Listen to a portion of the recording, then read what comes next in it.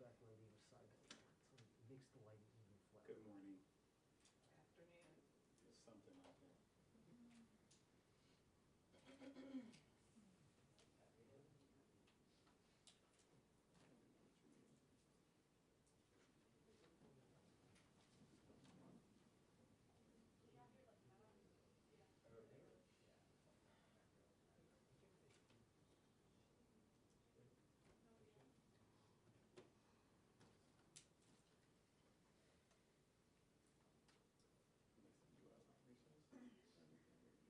Well, I went to Marlock.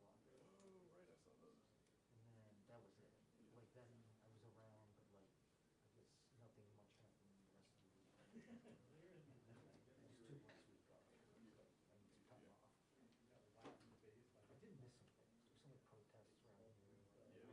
Yeah. Did you go to that? Yeah, I guess I did. Was it good? It looked like very similar to last year. Yeah, it's because they're all put on the same group. Like, I don't know where they're. Glasgow or something. Oh, no, Glasgow they're Actions. bigger. No, like shut down DC. Right. I think they're made in multiple groups. Yeah, they were for sure, but that. Where they get their money from. Yeah, they don't hire photographers. Yeah, some like left group. They're funded by something. Yeah, they got, because they have paid organizations that say that I've seen for years, like the same way.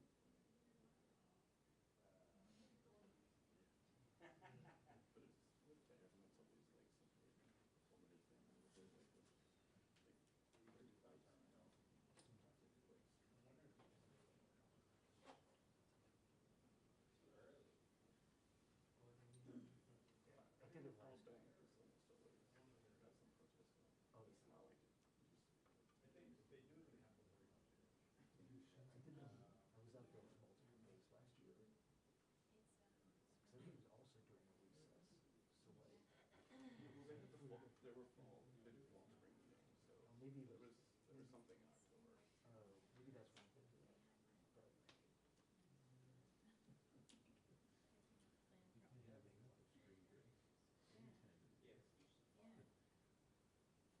But I'm going over on the Earth Day. Is it this weekend? It is. It's like Saturday. Yeah. Because this week we did Disney. Friday So or like, Saturday. I might not have the same much.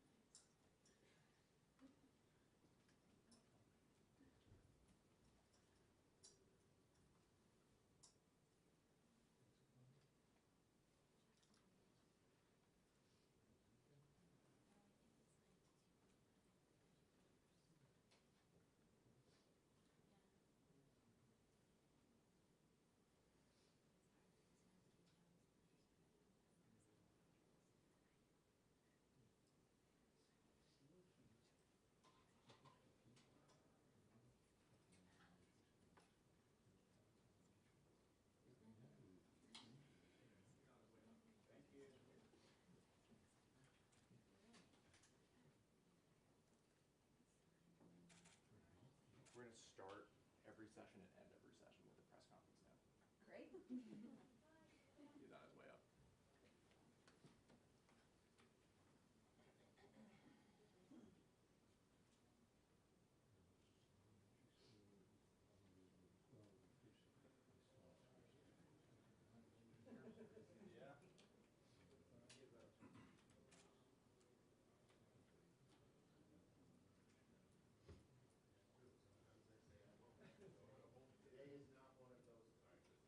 All right.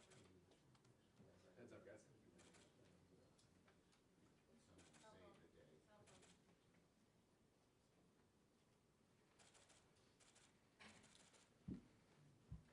Good morning, everybody, and welcome back. Who's happy to be here? Raise your hands. Okay. No, not that dumb. Okay. First, welcome back. Thank you for being here. Or should I read it? Hi, everyone. Welcome back, and thanks so much for being here. Okay. All right, look, one thing is clear from this morning's theater at the New York Stock Exchange. Democrats want to avoid defaulting on our country's debts. Meanwhile, Speaker McCarthy continues to bumble our country towards a catastrophic default, which would cause the economy to crash, cause monumental job loss, and drastically raise costs for the American people. He went all the way to Wall Street and gave us no more details, no more facts, no new information at all. I'll be blunt. If Speaker McCarthy continues in this direction, we are headed to default. The main way we've avoided default in the past is to avoid and reject brinksmanship and hostage-taking, and instead work together in a bipartisan way. Speaker McCarthy, in his speech, invoked President Reagan. Ronald Reagan was never as reckless as Speaker McCarthy is being.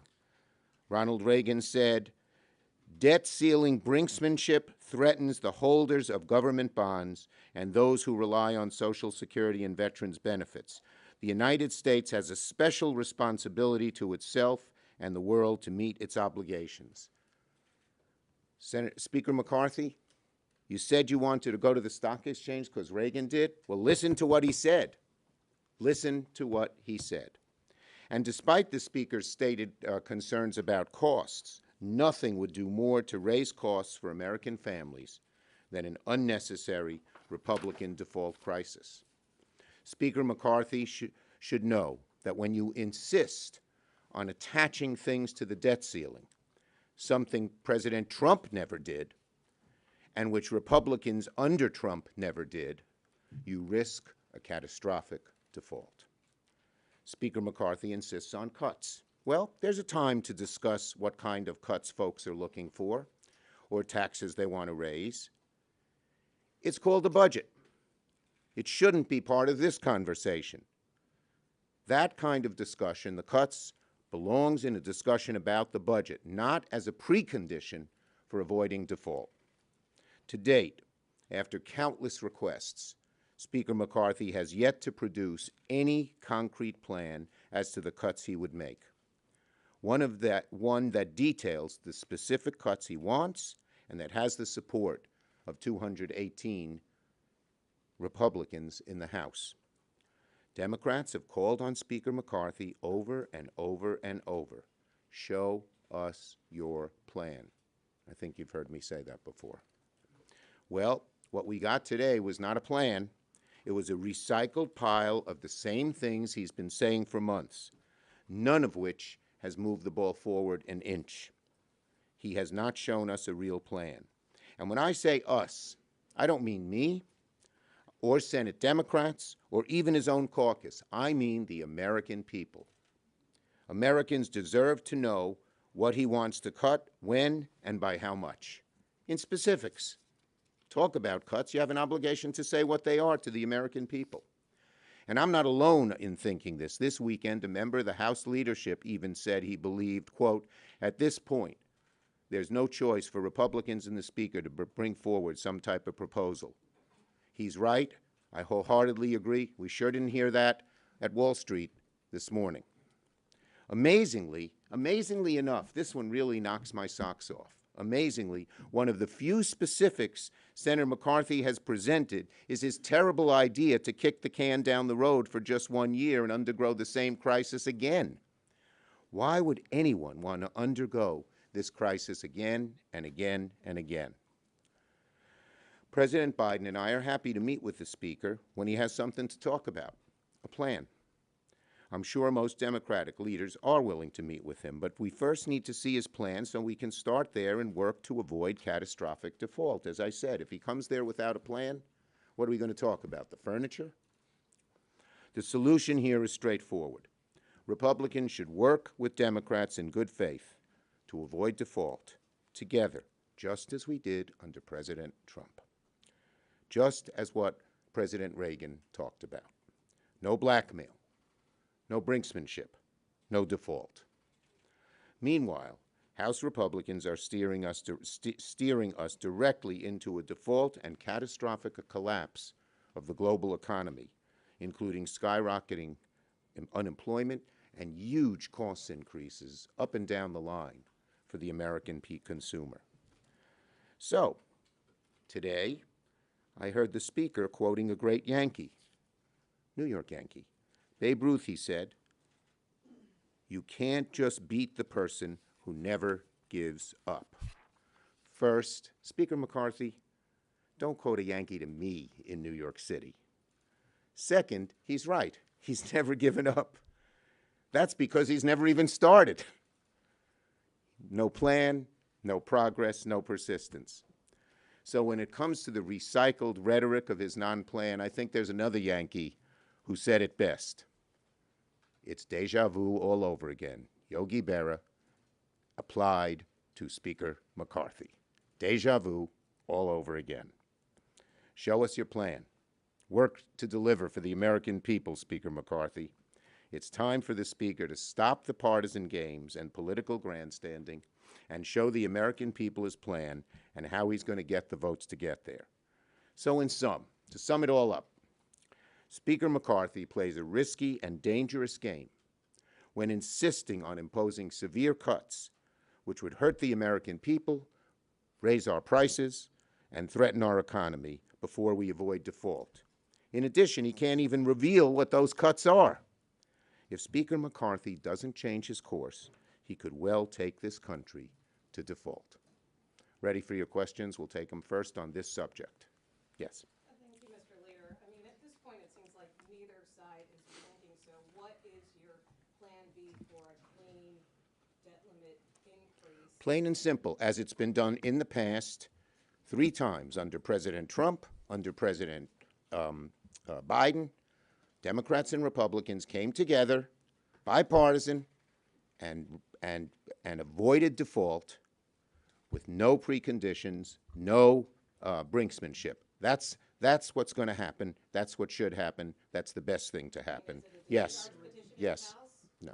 Do you expect to wait for Speaker McCarthy to see what he's going to do in the House on this, or do you expect to move a bill in the Senate on a parallel track? Well, you know, we still, the bottom line is we're waiting to see McCarthy's plan. That's the next step. He's the one who's holding up us avoiding default because he says he wants cuts. Show us your plan. I think it's a mistake to do that to begin with. As I said, so did Donald Trump. So did Ronald Reagan. But if he wants to do it, he has an obligation to show his plan. That's the next step. Chad. Thank you. If he puts through his plan, puts forth his plan, gets a vote on this as he promises to do in the next 2 or 3 weeks, that is their plan. Will you then receive that, even though there's a lot of things? Well, let's see. Let's first see the plan, and second see if he can get his 218 votes. Got to see what it is. On another topic. Nope, not yet. I'll come back to you. I promise. Yes. Bolton's on topic, so you can be on topic. Have you gotten any further guidance from Treasury Secretary Yellen as to when the X date might be? No further guidance than what she said publicly. Yes. Have you had any conversations at all with the universe of Republicans who might be willing to support a clean debt ceiling hike once it gets to the point? I'm not. Any private conversations I've had with Republicans, I have to keep to myself. Yes. Hi, Leader Schumer. Some moderate Democrats have expressed interest in working with their counterparts on an alternative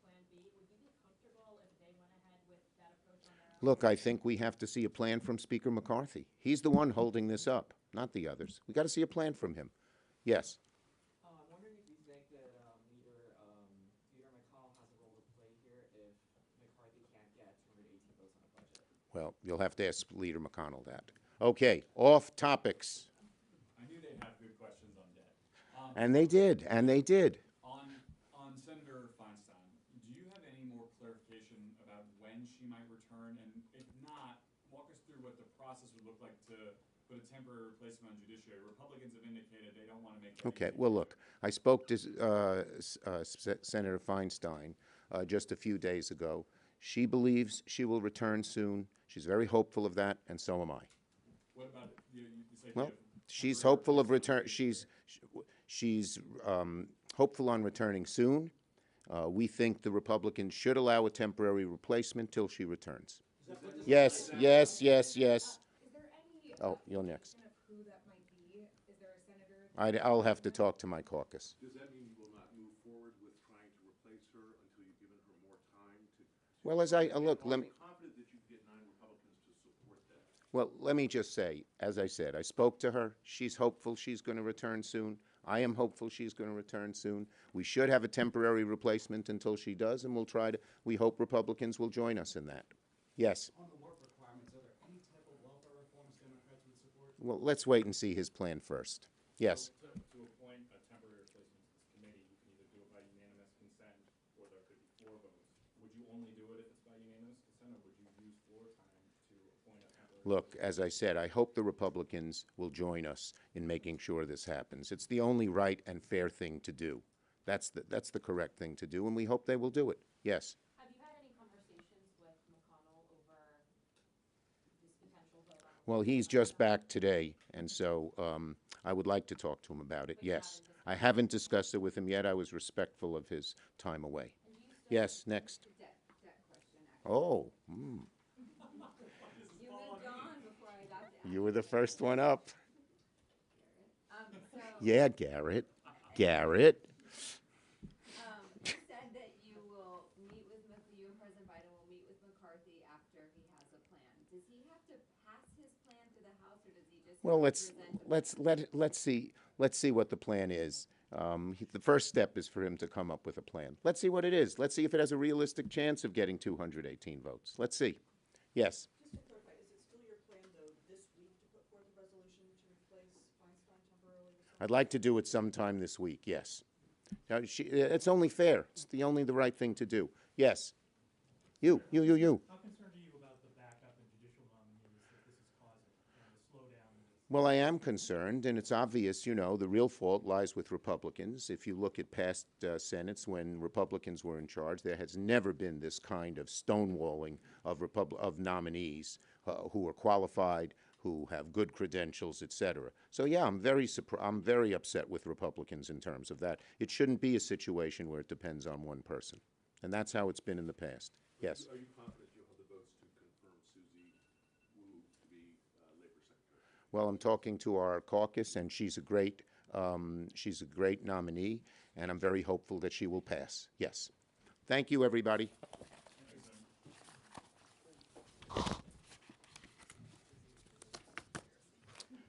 Okay. Thank you. Thank you, Garrett. Thank you.